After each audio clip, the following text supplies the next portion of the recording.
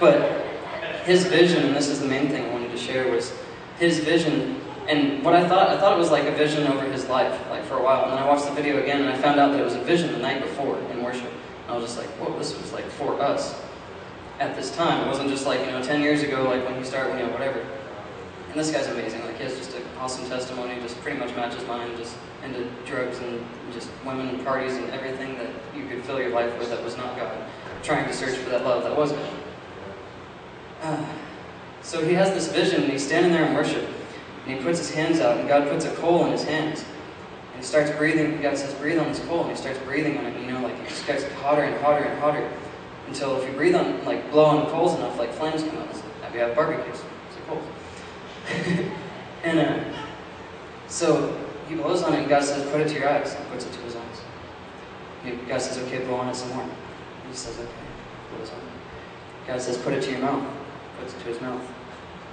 And God says, blow on it some more. He blows on it some more. And God says, no, put it in your mind. He puts it in his mind.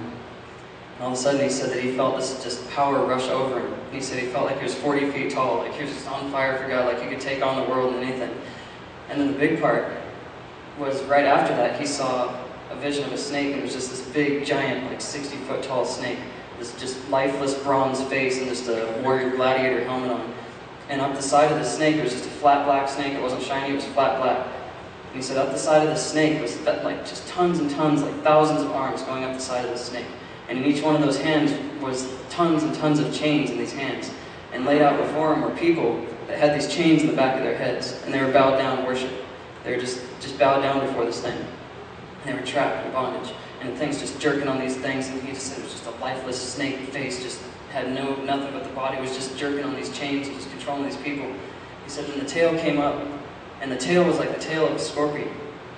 He said people were running all around trying to get away from this thing, and it would just be like, BAM! And it'd nail another chain in the back of someone's head, and this tail's just like, BAM!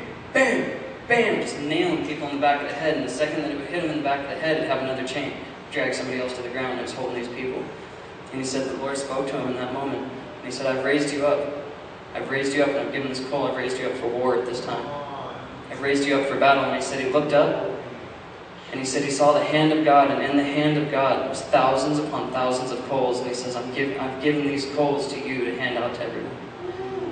And in that workshop, if you watch it on the YouTube clip, I had to turn it off because I was like, okay, God's going to do something.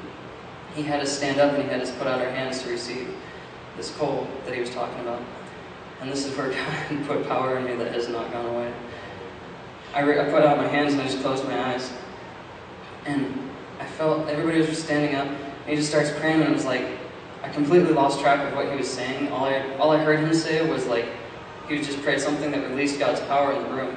And in my mind's eye, I saw this just wave of light just swoop over the room, and it just almost knocked me back. And the second the wave of light hit me, I felt this tingling in my hand the size of a coal. And I could not make that up. I was just standing there and it started tingling, and I'm like, you've got to be joking me. I'm like, whoa, like I just saw there's this power just like all in a second. I'm like, oh my goodness. And I was like, Lord, I feel it, but I want to see it. And so he goes, okay. And he shows me this pure white coal. It wasn't a black coal like, just normal coal. It was a pure white coal. It was a coal of purity. And the guy's message was on purity, just to have a purity of not letting things distract you, whether it's TV, whether it's video games, pornography, anything that gets in your life that's getting in the way of God. Mine was buying things. I like to buy things that I didn't really need to afford, like brand new cars and stuff, and Joy will tell you that, because she lectures me on it. And I just buy things like the latest little electronic gizmos and gadgets and whatever. I was just like this junkie for electronics. And I didn't realize that, and that's part of the thing that God broke on me, that it was just like, God's not my number one priority. So I feel this coal, and it's this coal of purity, and I'm just like, wow, Lord, and he's like blowing. And the guy's still praying over us, and I have no idea what he's talking about, whatever.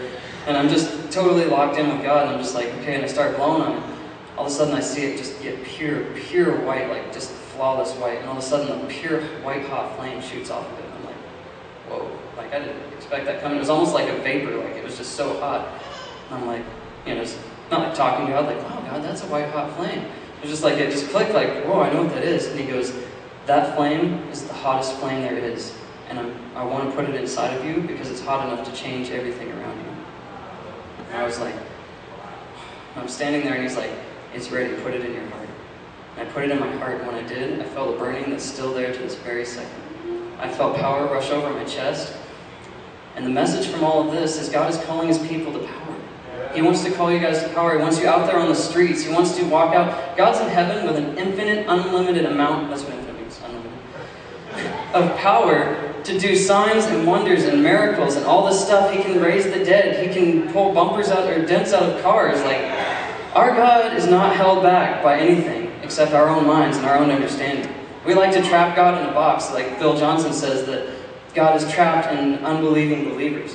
There's believers that don't really believe that God can do all this stuff, but things are happening, but we're not sure why. And it's just like, it's God, come on. God is up in heaven going, let me show you how much I love you. Let me show you how much I care about you. Let me show you you're lost and you're in this dying world, but I created you to worship me. I created you to love me. And this is something that's been put in me from that conference because I did not feel this before. I did not feel this love from God. I didn't feel this power. I wanted this power, and I wanted it, and I wanted this hunger from God.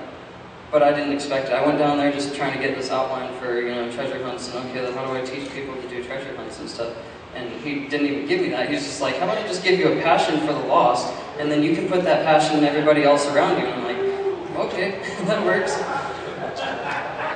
So just and I saw this email of my coworker. Like, I was just sitting there at work, and I glanced over and I'm just like, what? And like, in these big bold letters, she's like, checking her email, and I don't even know what it was.